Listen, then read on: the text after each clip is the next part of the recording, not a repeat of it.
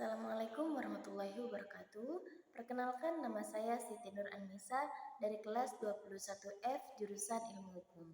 Di sini saya akan menjelaskan kembali tentang mata kuliah pengantar bisnis yang berjudul Business Plan. Tutorial membuat business plan. Business plan adalah sebuah dokumen, data, proyeksi, dan rencana untuk mencapainya. Bentuk bisnis plan beragam dokumentasi, misalnya Microsoft Word atau presentasi seperti PowerPoint atau membuat animasi. Semua hal bisa menjadi bisnis dengan teknologi yang tepat, seperti laptop atau PC yang mumpuni. Tidak semua bisnis plan berupa serupa dan tidak semua struktur bisnis plan juga serupa.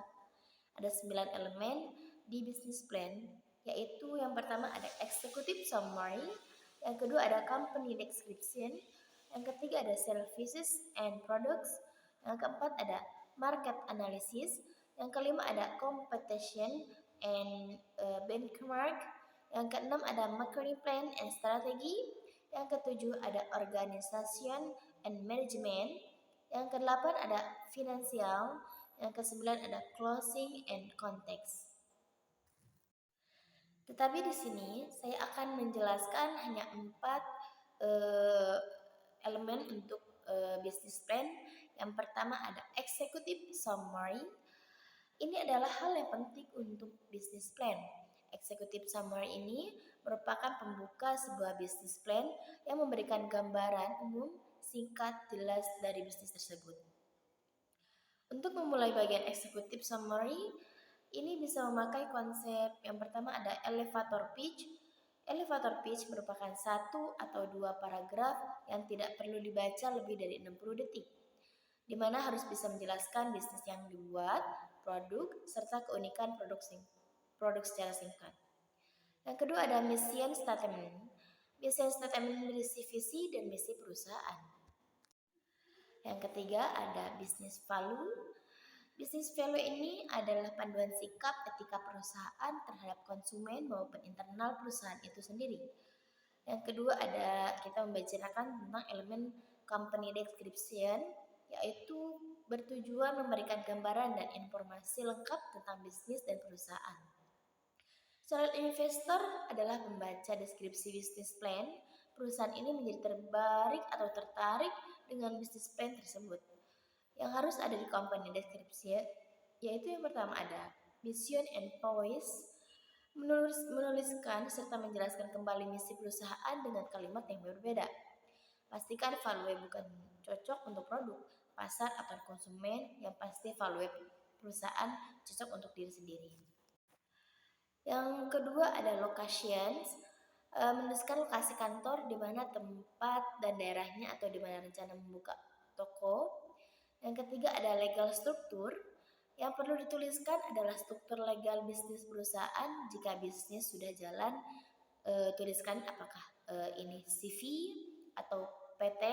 Jika legalitas belum ada, tuliskan rencana ke depan tentang legalitas perusahaan ini. Yang keempat ada achievements atau tuliskan sejarah dan prestasi perusahaan. Bisa menuliskan apa yang sudah terjadi di perusahaan bisnis selama hidupnya dan apa yang sudah diraih.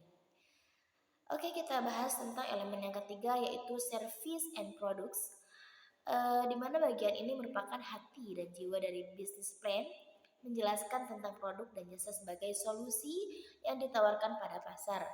Apapun pasien yang dimiliki belum dirubah atau diwujudkan menjadi produk atau jasa, maka belum bisa dijual. Jika harus menyebarkan jasa atau produk yang ditawarkan, formulasikan produk tersebut dengan menjelaskan 3 poin, yaitu yang pertama ada problems solved. Jelaskan masalah menghantui pasien yang dimiliki bisa menjadi peluang produk. Dengan mengamati masalah di masyarakat bisa menjadi ide untuk produk. Yang kedua ada solutions. Jelaskan solusi yang ditawarkan untuk menjelaskan masalah tadi. Jabarkan bagaimana produk yang dibuat bisa membantu orang. Yang ketiga ada value propositions. Jelaskan nilai-nilai unik produk yang dibuat yang mungkin eksklusif hanya dimiliki produk oleh diri sendiri. Semakin unik value propositions semakin bagus. Yang keempat, ada market and analysis. Market analysis merupakan tempat untuk memberikan penjabaran dan analisa target pasar, industri, kompetisi di pasar serupa dan konsumen bisnis secara detail untuk menjadi dasar strategi marketing. Sebuah market analysis yang baik bisa yang pertama ada mengurangi risiko, mengembangkan strategi pasar dengan baik, dan mengembangkan produk lebih tepat. Ada 4 bagian utama dari market analysis, yaitu yang pertama ada industry description, merupakan penggambaran sebesar apa bidang pasar dan jumlah pasar yang dimiliki. Yang kedua ada target audience, yaitu buat suatu gambaran detail tapi umum tentang target pembeli, masukkan data-data geografis, demografis, dan lainnya. Yang ketiga ada competitive analysis, yaitu siapa saja kompetitor yang diketahui, siapa saja saingan produk yang ditawarkan, dan apa challenge yang dihadapi ketika masuk ke pasar ini.